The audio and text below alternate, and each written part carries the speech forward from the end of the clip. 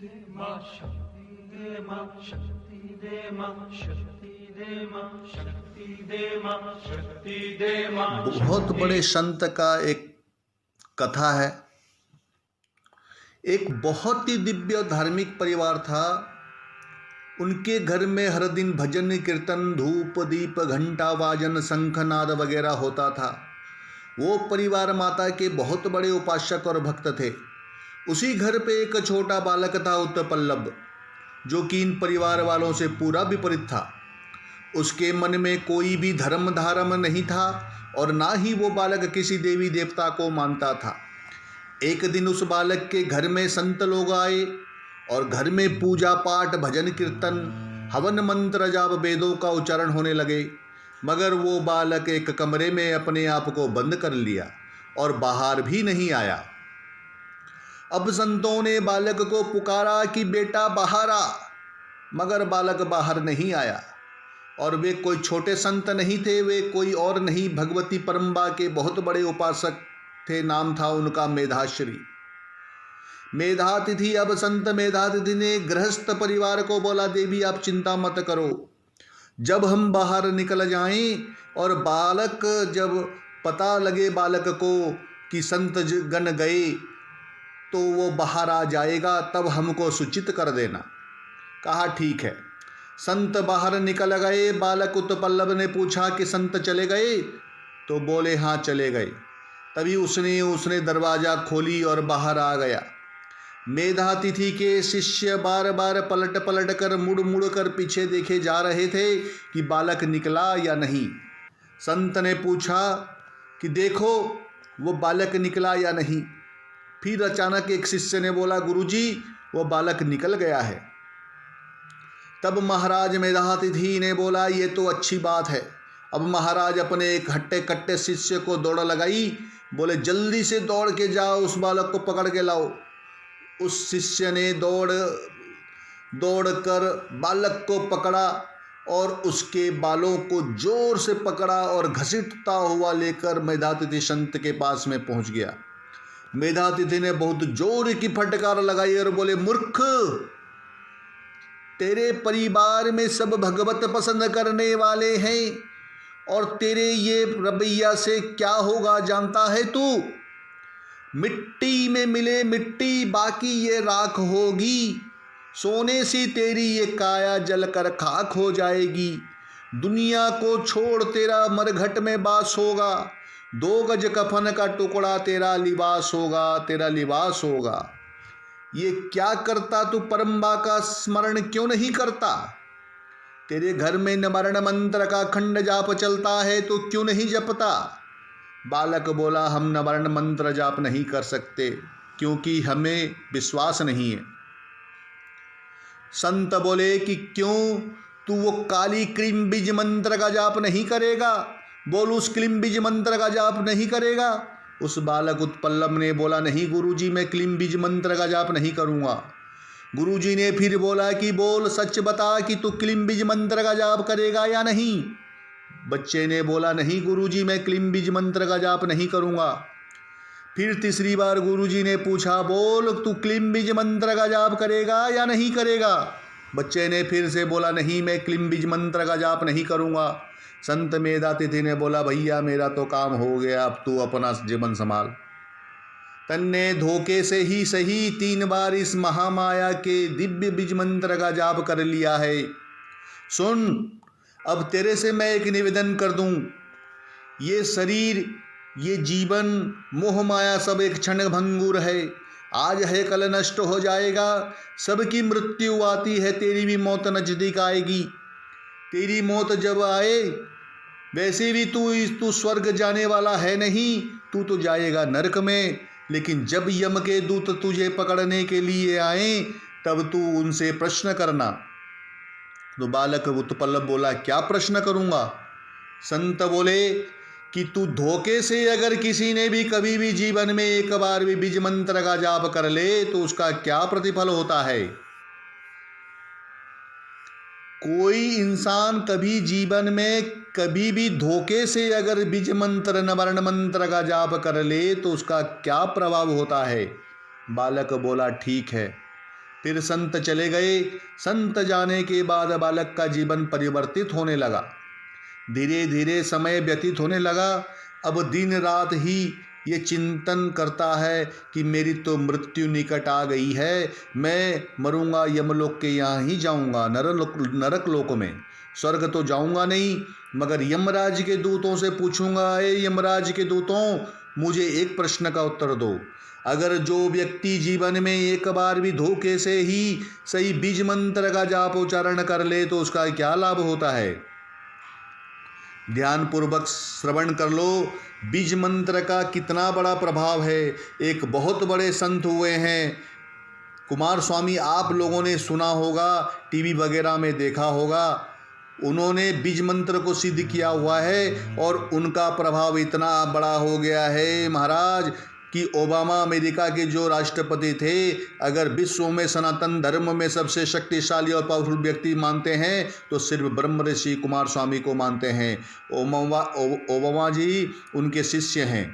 अब यहाँ ध्यान देने वाली बात है कि कोई इंसान अगर बीज मंत्र को सिद्ध कर लिया हो और आप उनके सामने जाकर बैठे हैं और अगर कोई परेशानी या बीमारी भी हो, आपको अगर बीज मंत्र सिद्ध किया हुआ व्यक्ति केवल अपने मुख से उच्चारण ही कर दे, उससे असाध्य रोगों से छुटकारा मिल जाता है, बिगड़ा हुआ कार्य सिद्ध होने लग जाता है। इतना प्रभावशाली और शक्तिशाली होता है बीज मंत्र। अब इधर उत्पल्लव का अंत समय आता है और यमराज के दूत आते हैं और जब इसको पकड़ने लगते हैं तो तुरंत ये बोलता है, ऐ सुन, खबरदार, मुझे हाथ लगाने से पहले मेरे प्रश्न का उत्तर दो, इसके बाद ही हाथ लगाना। यमराज के दूतों ने बोला, बोलिए जी, आपका प्रश्न का उत्तर दूंगा। तो बताए कि अगर जीवन में किसी ने धोखे से भी अगर कभी निवारण मंत्र का बीज मंत्र का जाप कर ले तो उससे क्या असर होता है, उसका क्या प्रतिफल होता है? दूतों ने कहा, भैया हमको ये सब नहीं मालूम। किसी व्यक्ति को कौन से नरक में डालना है ये तो मैं जानता हूँ, लेकिन बीज मंत्र का क्या प्रभाव होता है, नवर्ण मंत्र का क्या प्रभाव होता है, ये मैं नहीं जानता। अच्छा, तो कौन जानता है इसका अर्थ? तो दूतों ने कहा, हमारे स्वामी यमराज जी को पता है इसका अर्थ। तो अच्छा, तो ले चलो मुझे अपने स्वामी यमराज जी के पास यमलोक में, मैं उन्हीं यमराज जी से पूछूंगा। महाराज पालकी लाया गया, पालकी में बैठाया गया उस उत्पल्लव को और लेकर जाने लगे यमराज जी के पास। यमराज जी ने देखा और सोचा, लगता है आज कोई बहुत बड़ा, कोई दिव्य इंसान, कोई बहुत बड़ा महात्मा आए हैं, तभी तो हमारे दूत इसको पालकी में बैठा कर लाए हैं। यमराज अपने आसन से खड़े हो गए और बोलने लगे, आइए महाराज, आपका स्वागत है। दूतों ने कहा, ये कोई महात्मा नहीं है, ये तो बहुत बड़ा पापी है। यमराज बोले, तो फिर पापी है तो इसको विमान में पालकी में बैठा कर क्यों ला रहे हो? बोले, महाराज ये प्रश्न करता है कि कोई धोखे से जीवन में अगर कभी नवर्ण मंत्र बीज मंत्र का जाप कर ले तो उसका क्या प्रभाव है? ओहो, ऐसा पूछता है। बोले, हाँ, उत्तर दें तो ठीक है, नहीं उत्तर दिया तो दंड देंगे आपको भी। यमराज बोले, भैया हम तो यमलोक के विषय को छोड़कर और कुछ भी नहीं जानते। कौन सा व्यक्ति कौन सा पाप करे तो उसको नरक में कौन सा कैसा सजा देना होता है ये सब तो पता है, मगर बीज मंत्र नवर्ण मंत्र का क्या प्रभाव होता है इस विषय में तो कुछ भी नहीं पता। तब उत्पल्लव ने यमराज से बोला, यमराज जी, तब तो आप भी मेरे दंड के उत्तराधिकारी हो गए हैं, क्योंकि आपके पास भी मेरे प्रश्न का उत्तर नहीं है। अब आप भी इस पालकी में लग जाएं और ये बताएं कौन देगा हमारा इस प्रश्न का उत्तर। यमराज बोले, देखिए, हम सब ब्रह्मा जी के पास जाएं तो वो इसका उत्तर अवश्य ही देंगे। तो चलो और मुझे ब्रह्मा जी के पास पहुंचाओ, मैं उनसे अपने प्रश्न का उत्तर पूछूंगा। अब यमराज जी और उसके दूतगण पालकी में उस उत्पल्लव को बैठाया और ब्रह्मा जी के पास लेकर गए। ब्रह्मा जी ने देखा और देखते ही खड़े हो गए और सोचे, कोई बहुत बड़े संत, कोई बहुत बड़ी विभूति पधारी है। महाराज जैसे ही ब्रह्मा जी खड़े हुए और बोले कि बताएं कैसे आना हुआ आप सभी का, यमराज जी बोले महाराज ये प्रश्न पूछता है, अगर आपने इसका सवालों का जवाब दिया तो ठीक है, नहीं तो आपको भी इस पालकी में झोंक लिया जाएगा, यानी इस पालकी को उठाना पड़ेगा। ब्रह्मा जी ने बोला ऐसा कौन सा प्रश्न करता है जो मैं उत्तर नहीं दे सकता, पूछो। उत्पल्लव ने फिर से वही प्रश्न किया, अगर किसी ने जीवन में कभी भी धोखे से भी अगर कोई एक बार भी नवर्ण मंत्र बीज मंत्र का उच्चारण कर लिया तो क्या प्रभाव पड़ता है। ब्रह्मा जी सोच में पड़ गए और बोले महाराज हमको सृष्टि करनी तो आती है, मगर बीज मंत्र का क्या प्रभाव होता है, नवर्ण मंत्र का क्या प्रभाव होता है, ये हमको नहीं पता। ब्रह्मा जी को भी झोंक लेता है पालकी में। बोलो प्यार से जय माता दी। ब्रह्मा जी बोले हमको नहीं पता। बोला कहाँ चलें?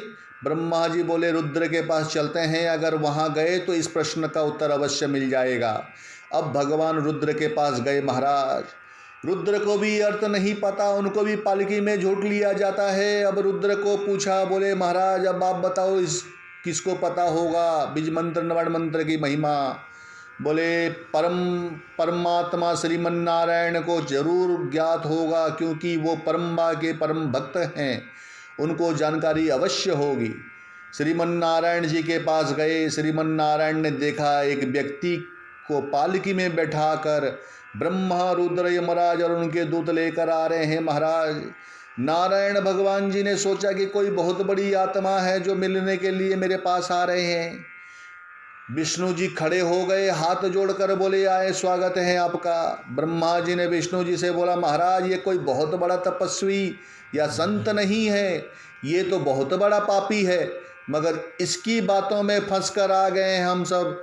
विष्णु जी बोले ये इतना बड़ा पापी है और आप सभी इसको लेकर आ गए हो, ऐसा क्या पाप किया है इसने? बोले महाराज इसने पाप किया है, मगर ये बहुत बड़ा प्रश्न करता है कि जीवन में कोई धोखे से कभी किसी एक बार भी अगर नवर्ण मंत्र बीज मंत्र का जाप कर ले तो उसका क्या प्रभाव होता है। मुझे विश्वास है महाराज आप ज्ञानियों में अग्रगण्य हैं, आप कृपा करके बताएं। विष्णु जी सुनते ही सोच में पड़ गए और उनकी आंखें भी झुक गई महाराज। बोले भैया ये तो हमको भी नहीं पता। हाँ नवारण मंत्र अगर कोई धोखे से भी ले तो इसका क्या महिमा होती है। अगर कोई पूछे कि नवर्ण मंत्र की क्या महिमा है या कोई जापता आ रहा है नवर्ण मंत्र उससे क्या लाभ होता है, ये तो मैं बता सकता हूँ, मगर मुझे ये नहीं पता कि कोई धोखे से या गलती से अगर नवर्ण मंत्र बीज मंत्र का जाप कर ले तो उसका क्या प्रभाव होता है। इसका उत्तर तो सिर्फ उनको ही पता जिसकी श्रीमुख से ये मंत्र का उत्पत्ति हुई है। इसका उत्तर तो वो परम्बा ही दे सकती है। बोला अच्छा तो कैसे चलें उस परम्बा के पास?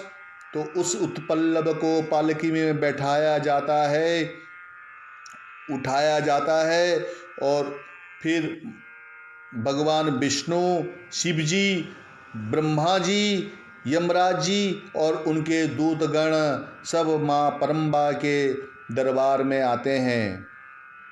बोलो चामुंडा देवी की जय। परम्बा भगवती चामुंडा ध्यान में बैठी हुई होती हैं। भगवती चामुंडा ध्यान मग्न है महाराज।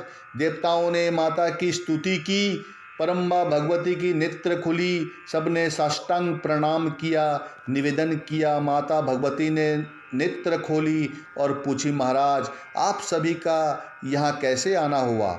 देवताओं ने बोला माता ये बालक प्रश्न करता है। क्या प्रश्न करता है? मैं प्रश्न का उत्तर बाद में दूंगी, पहले बालक को मेरे पास लाओ।